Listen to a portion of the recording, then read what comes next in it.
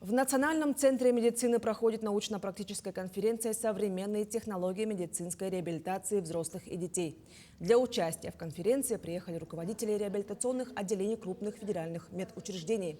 Медицинская реабилитация в последние годы стала важной составляющей. Методы и подходы по восстановлению пациентов после травм и заболеваний с каждым годом совершенствуются. Главная задача конференции – обменяться опытом.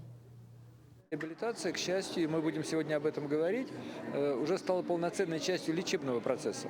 Если раньше это было некие такие, мы помним, лечебные физкультуры, физиотерапия, поликлиники, куда приходили пациенты, то сейчас реабилитация, конечно, это очень высокотехнологичный и очень развивающийся сегмент медицины, клинической медицины, медицинской науки.